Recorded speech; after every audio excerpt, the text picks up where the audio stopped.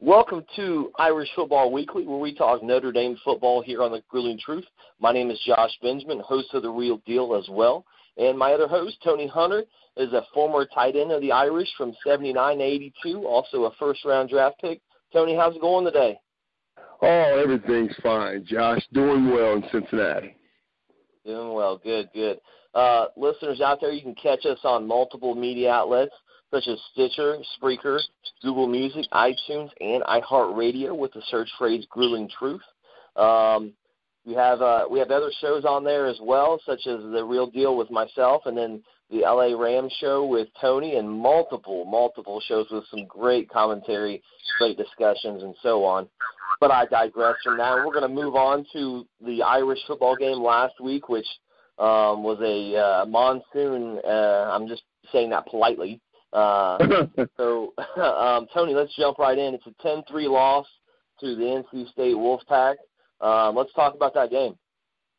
Yeah, you know what, Josh? It's been a long time since I've seen a game played in that bad of weather.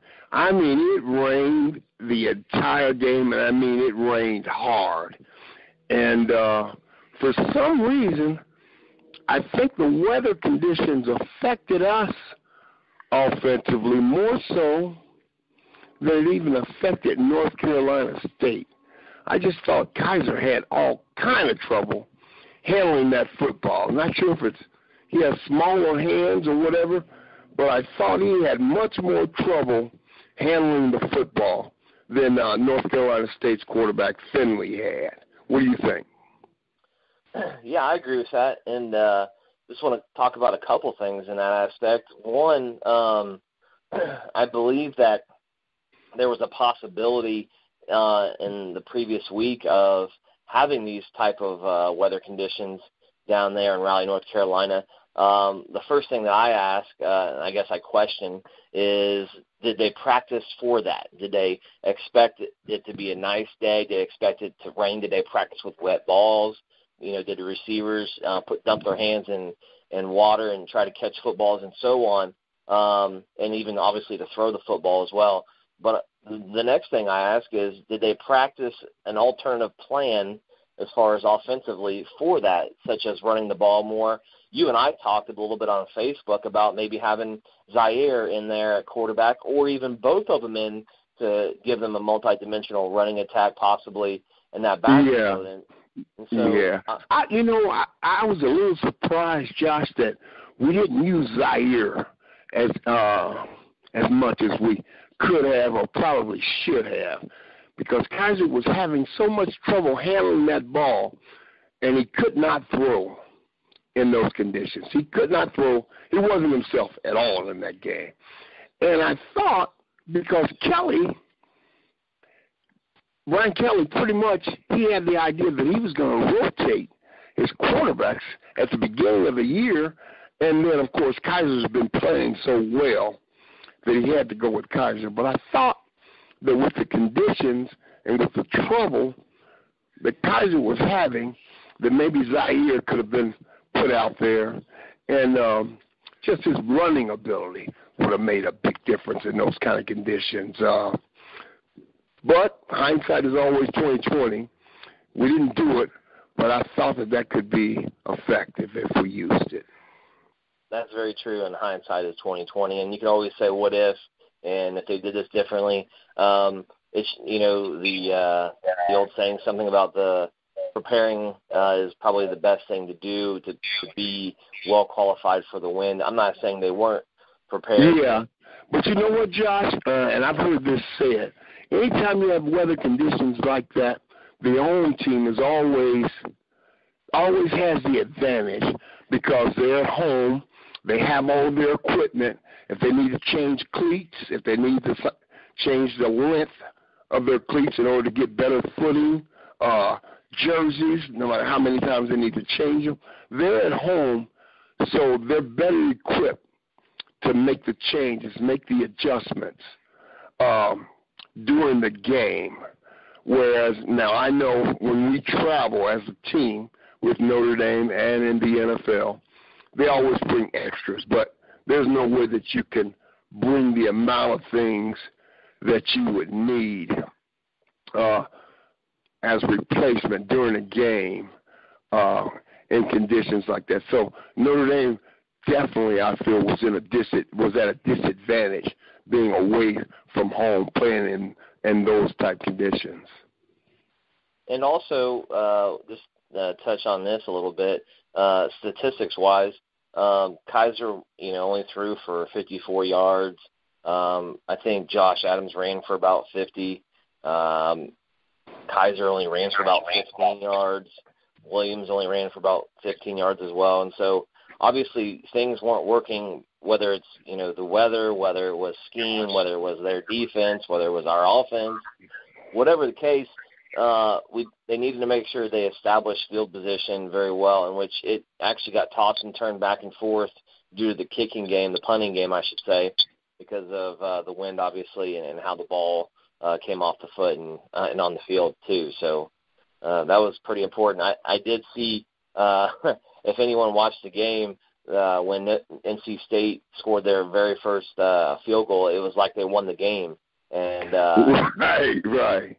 I think the whole team was on the field cheering because they knew that could have been just the only points of the game. And so both teams knew critically once they got out there, once they realized how the weather was going to be, it was going to be a match of field position and a low-scoring affair. Yeah, definitely. Yeah, I did notice that Josh Adams he had 14 attempts for 51 yards, which isn't bad in those conditions. He had his longest run was for 12 yards. Dexter Williams only had 6 carries for 13 yards, averaging only 2 yards a carry. And I've always felt that I'd like to see him get more involved. And Zaire actually carried it one time for -1 yards, but he never got a chance to get warmed up. But we just offensively, we could never get on track. And I see where St. Brown, he had 3 catches for 30 yards. He averaged 10 yards a catch. And Torrey Hunter had a few catches. But we never got on track offensively. And it just seemed like, to me, as I watched the game, their backs seem to have better footing. And to be honest, they seem to be running with a lot more conviction than we were. And I don't know what that was, but they seem to be breaking tackles and making something out of nothing in a lot of situations. Whereas, I don't know if we were running with quite as much conviction. I'll just leave it at that. And I hope that changes this week. I really hope that changes, and I think it will. Going back to what I said earlier a little bit about the preparation for this game and knowing the possible conditions that could be at their mercy, I really hope that I'm wrong when I say this, in the fact that it almost seemed like the players were shocked that weather was like that, and that they didn't know how to adapt, and that who the staff or themselves or whoever or the collective group did not even think about this possibility. And I hope I'm wrong. I hope I am. I hope we just got beat because we got beat. They were better than us on that day, but I hope the preparation was at its max and focused on what could possibly happen, such as that monsoon, like I said earlier. Oh, yeah, they actually played in hurricane conditions. Hurricane Matthew was definitely in effect for that game. And I think, our biggest problem was just being able to hold on to that football because going into the game offensively, our offense was considered one of the most potent in college football. So I was expecting big things out of our offense, and I was just wondering if our defense was going to continue to improve.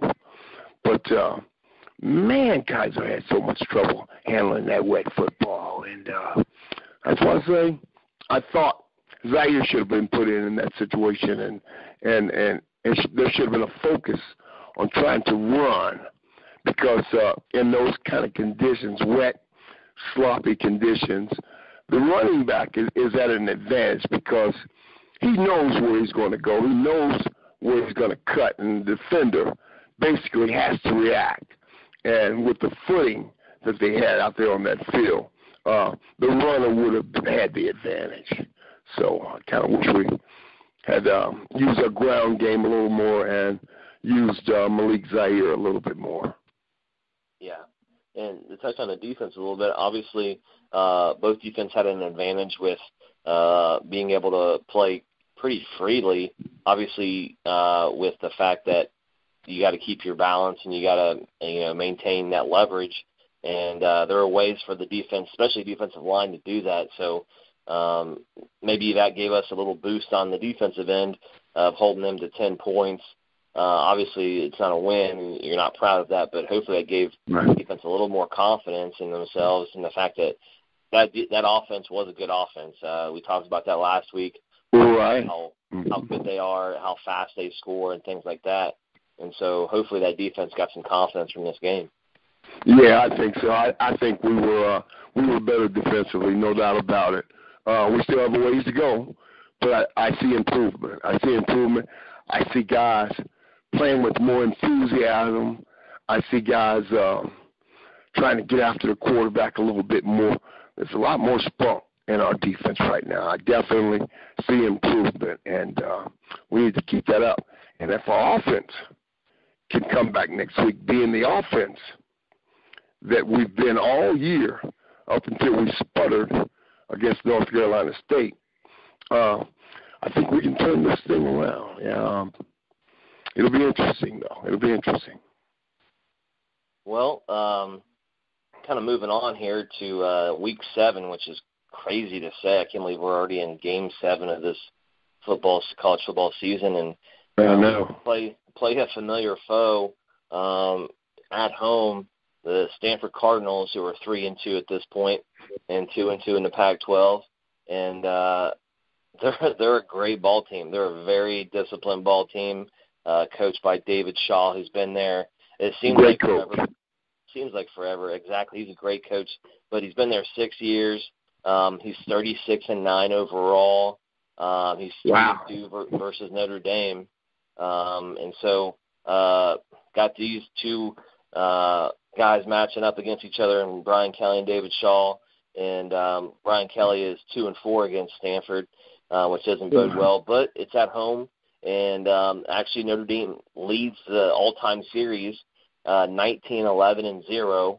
Okay. So with a 12-3 record at home. So some things look positive for the Irish this week. What do we have to say about the Irish playing Stanford this week? Well, I'm looking forward to it. I'll be at that game, and it's always nice to play at home for Notre Dame. It's definitely an advantage. It's an advantage for us because we get a lot of support, and we really get pumped up to play at home. And to be honest with you, we really need a good showing at home and this weekend. So Stanford, I mean, it's a very good opponent. They'll be well coached. They've had their troubles this year as well, so they'll be looking to get a big win at Notre Dame, just like everybody. We'll be looking to beat Notre Dame. So that's definitely a feather, and that'll be a feather in their cap if they can go into Notre Dame and beat us. But I'm looking forward to our offense coming back and playing the type of football that they had been playing prior to last week's game in the Hurricane. And so I expect us to bounce back offensively and pick up a lot of points. And defensively, I hope we continue to improve under Coach Hudson. Yeah, and just kind of go off what you said there. Hope a big game, obviously, for both teams to get back on track. And at home, having not many sellouts like we referred to earlier in the season, that should definitely be to our advantage. And you can come back and tell us here in a couple of weeks how that was up there, the atmosphere. Obviously, you could talk about it as a player for years, probably, Tony. and about that. Yeah. But I've looked at the forecast for next week, and I think the weather is going to be actually pretty good.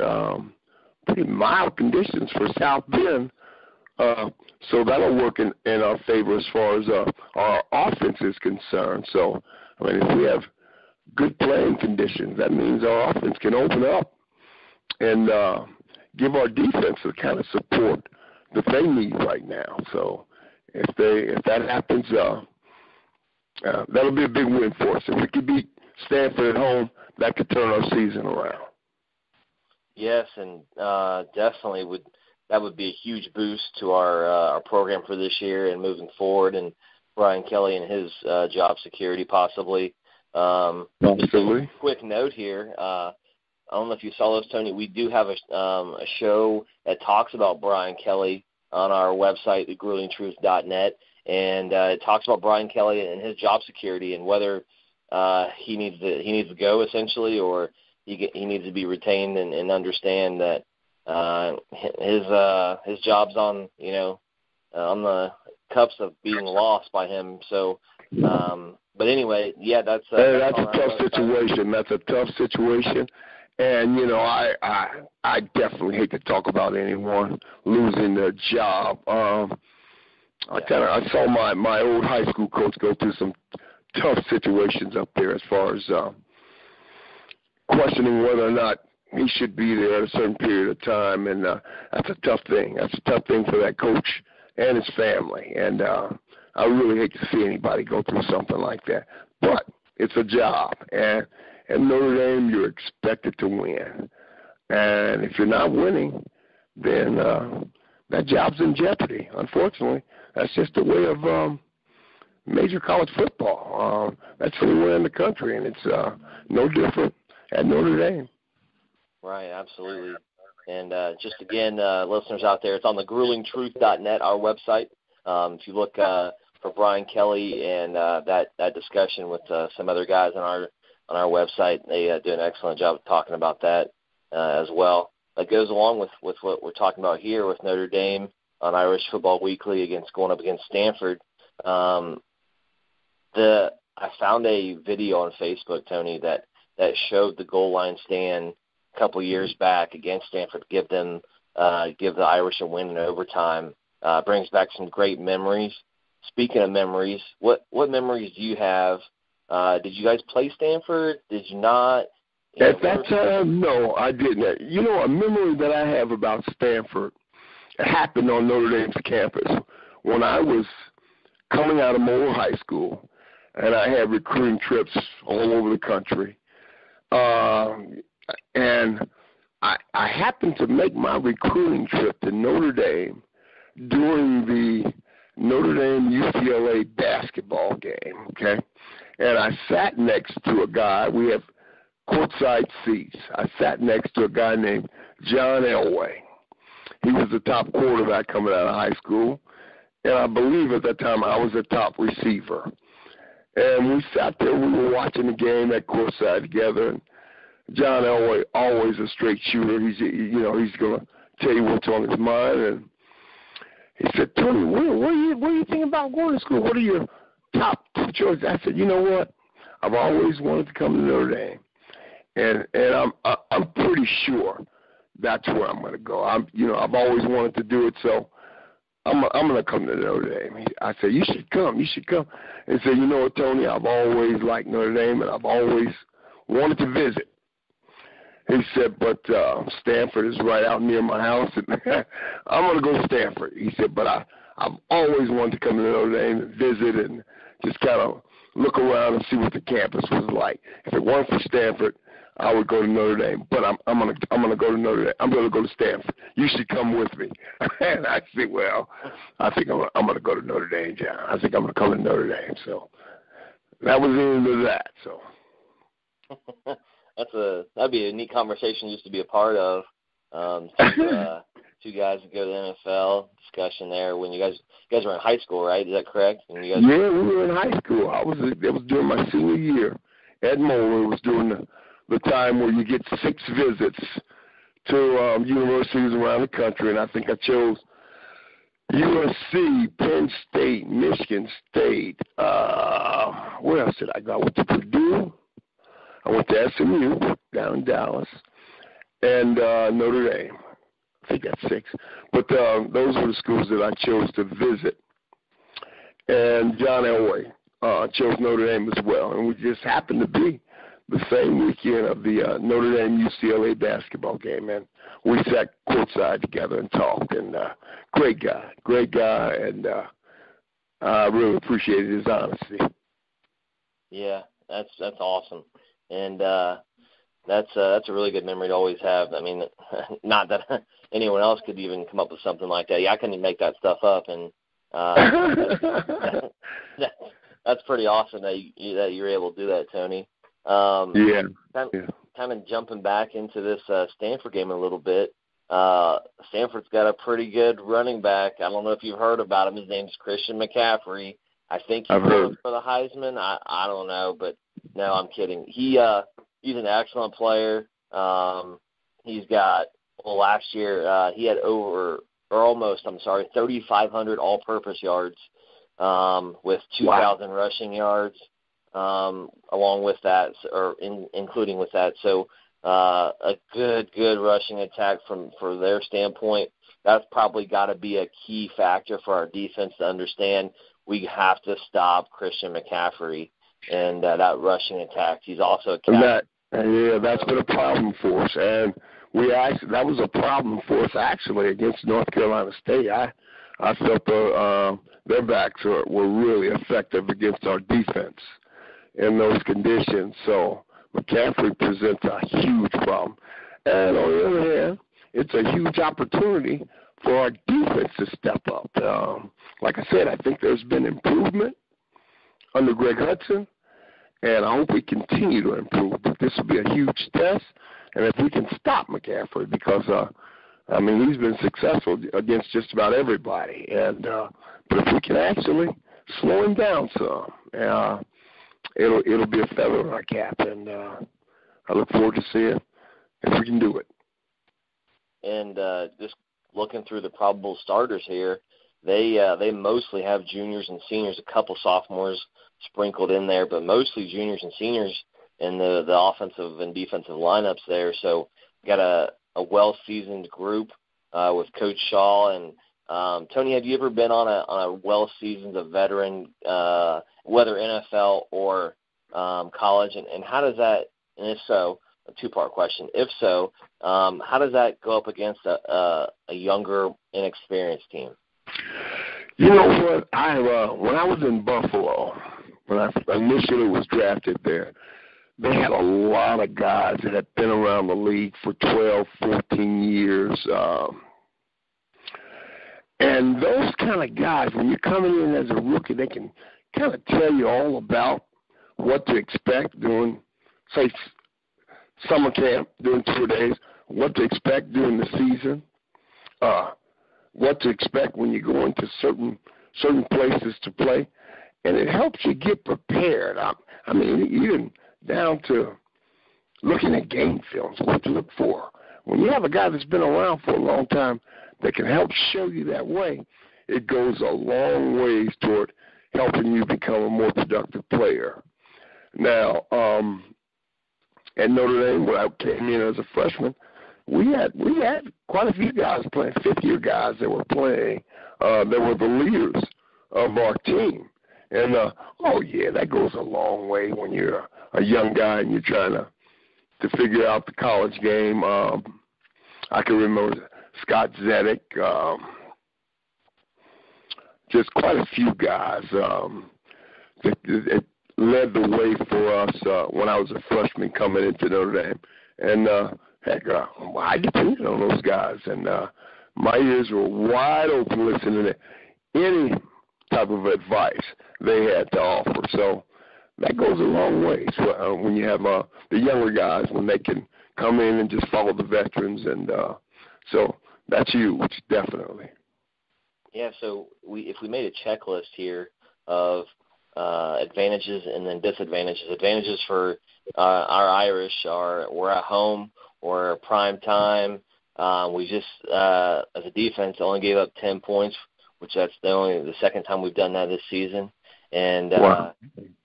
so, some really good things, in our advantage.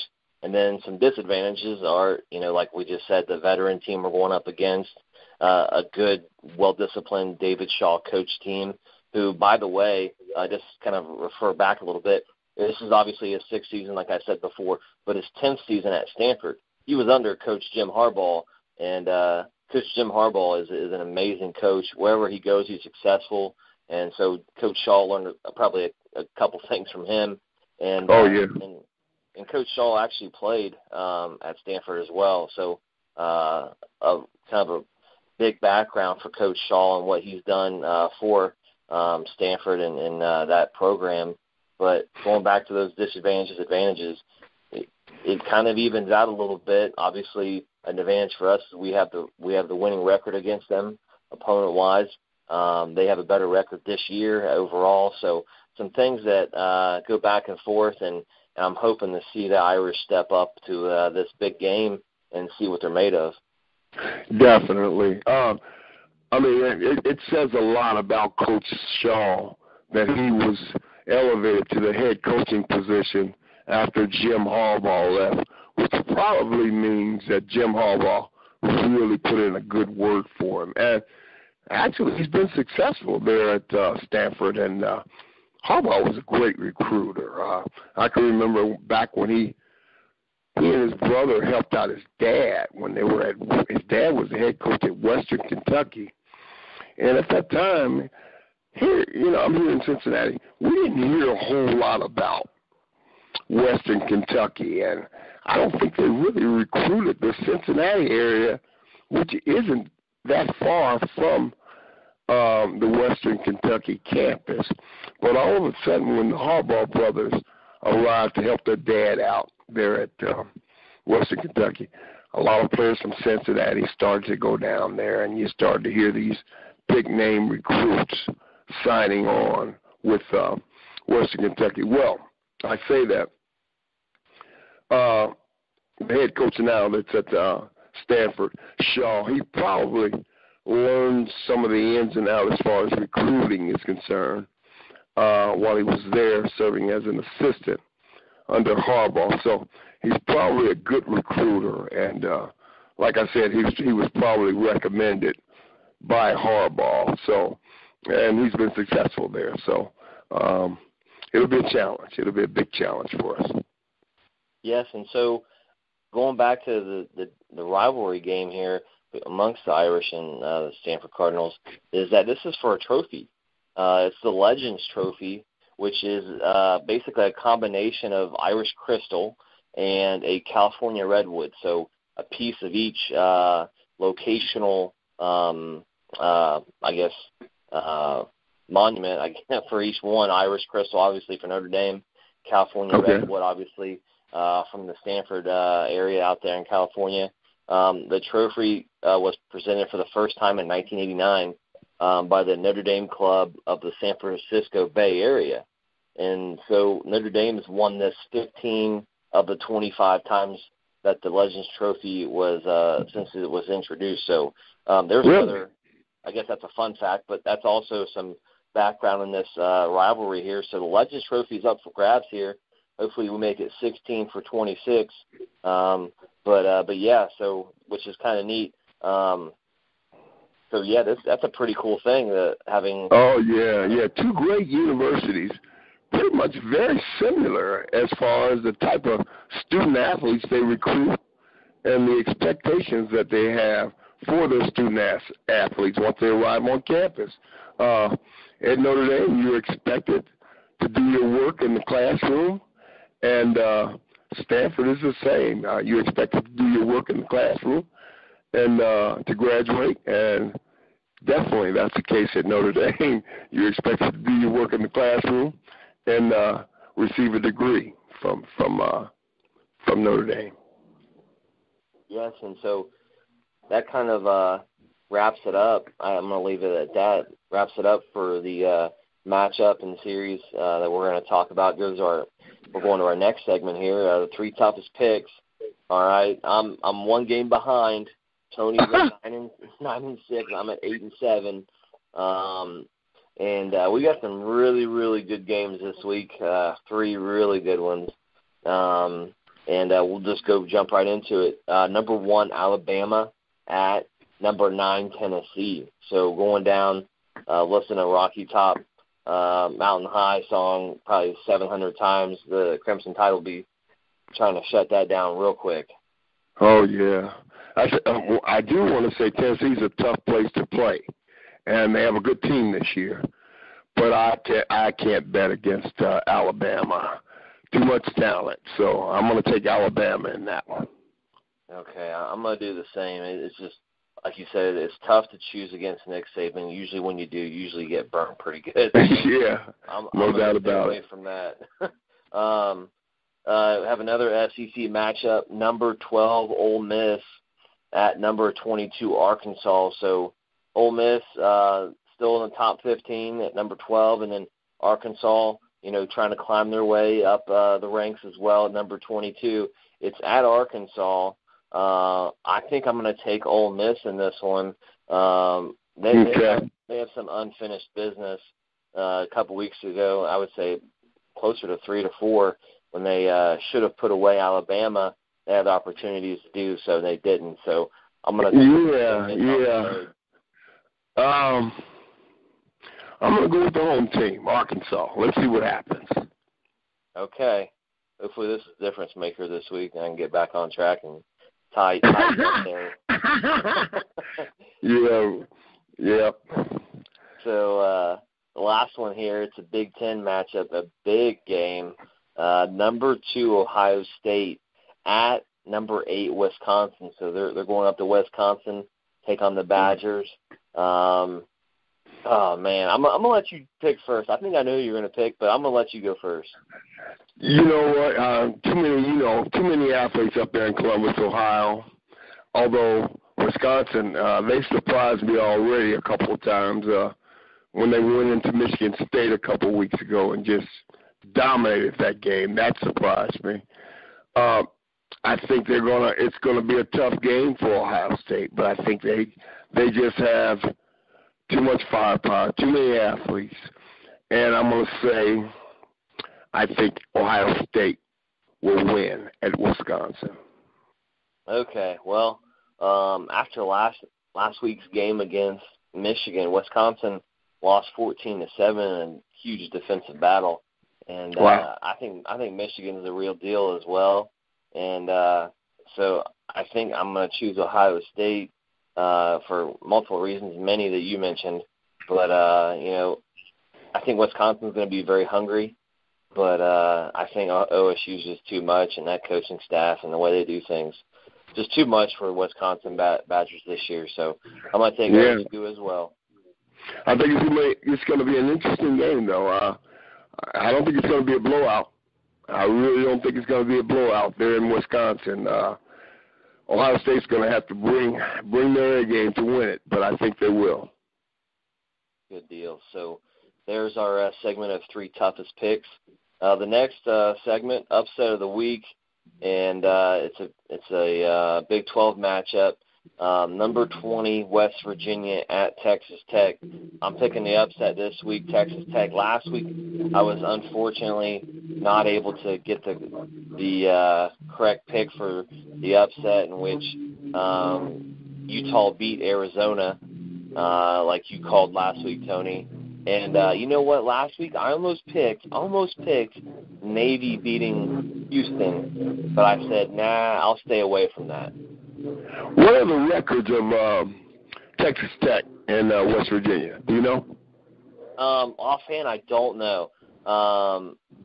You know what? You caught me. I'm not prepared. That was. Yeah, I'm not sure. I haven't seen West Virginia or Texas Tech this year, but it's going to be at Texas Tech or West Virginia? It's going to be at Texas Tech. At Texas Tech, wow. Texas Tech, I think I would have to say, not knowing what the records are, but I'm going to go with the home team, Texas Tech over West Virginia. Okay, so we both agree on the upset of the week. and that kind of we'll see how that rolls out and plays for the Texas Tech Red Raiders. Our favorite time, one of our favorite times of this show, Tony, is Irish prediction time, and we talked about the different disadvantages for the Irish and how that Stanford team bodes up against our team this year and experience. And so we got to predict this game. You're going to it. Tell us what you think. Give us a score, and then how many times have you been up to Notre Dame to watch a game? Let me see. I went back up for the Purdue game. A couple years ago. It's been a couple years since I've been able to get back up there. But I was up for the Purdue game, I think 2 or 3 years ago. I take that back. I was up for the USC game after that. Just a couple years ago, I was up for the USC game. And we won.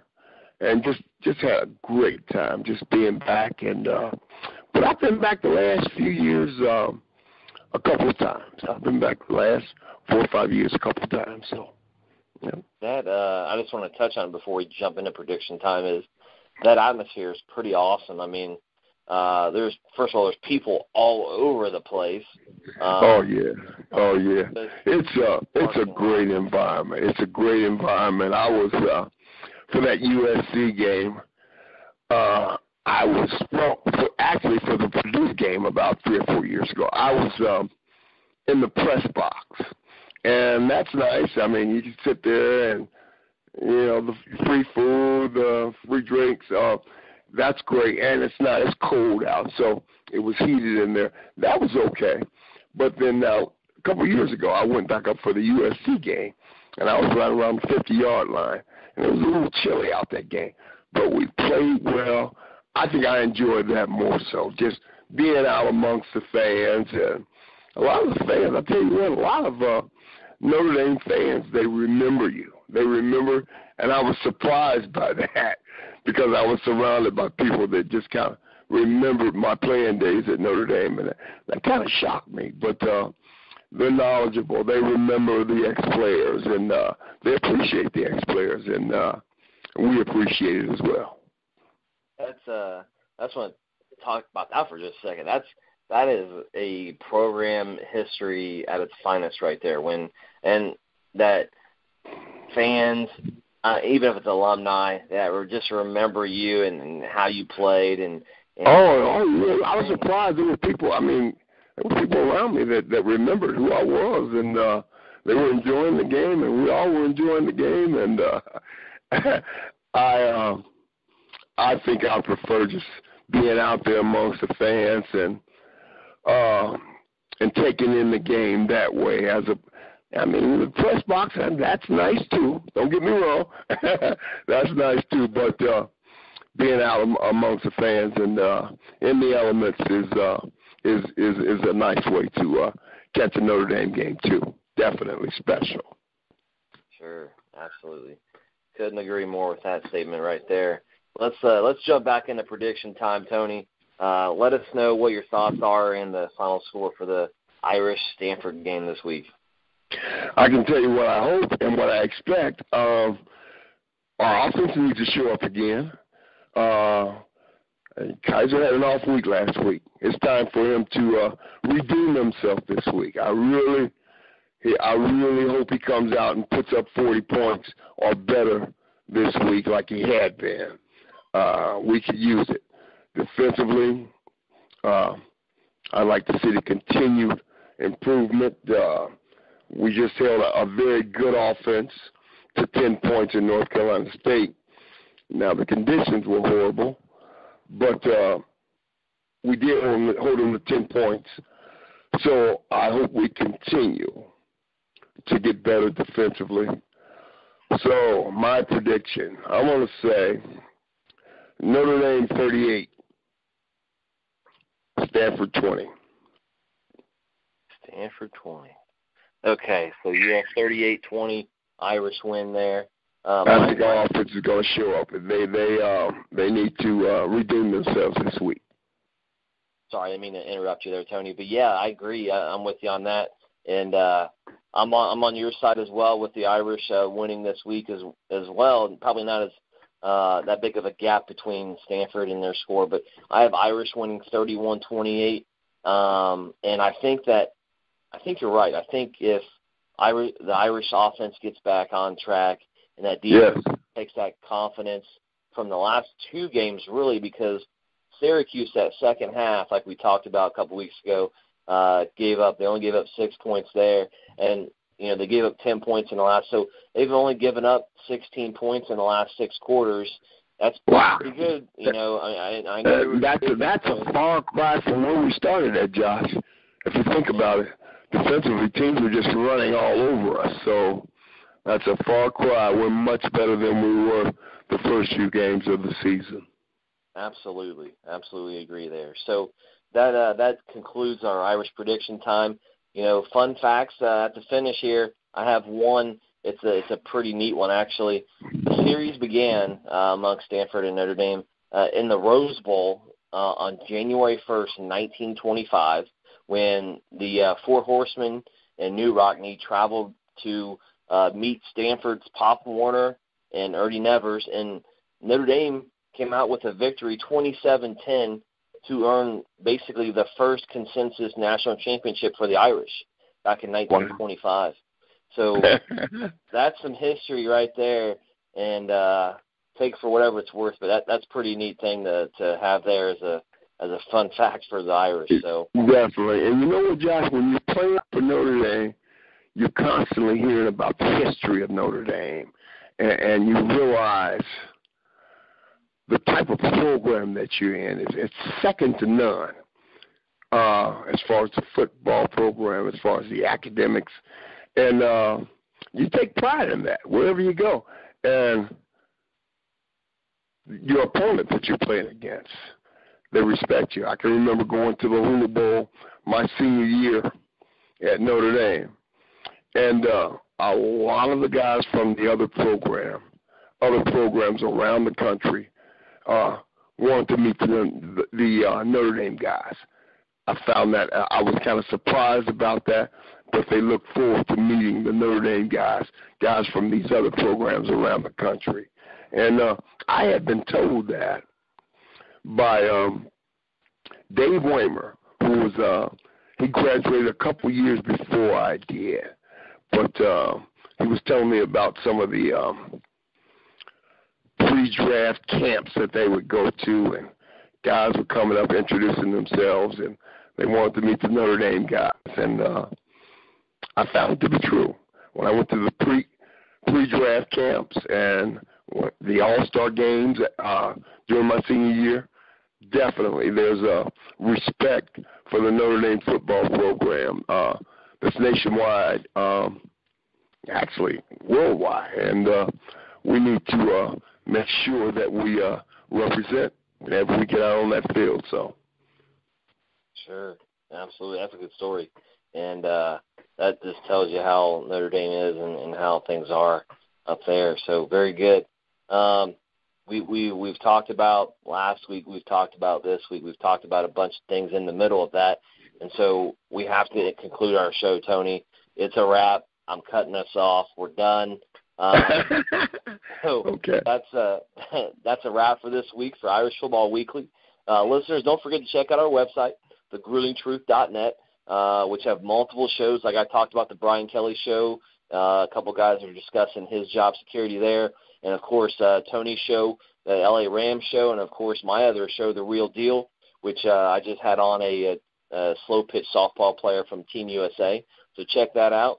And you can catch us on any media outlets, also such as Stitcher, Spreaker, Google Music, iTunes, and iHeartRadio, of course, all the popular ones. And so you can find us there. And, of course, our website, like I mentioned earlier. For Tony and I, before I conclude, we are on Facebook, and you can chat it up with us during the game, after the game, in between weeks, whenever we'll talk to you. And also I'm on Twitter. You find me at CoachJB4. And so now I'll conclude finally. I'll stop talking. And for my co-host, Tony Hunter, This is Josh Benjamin signing off for Irish Football Weekly. Go Irish. Peace. Go Irish.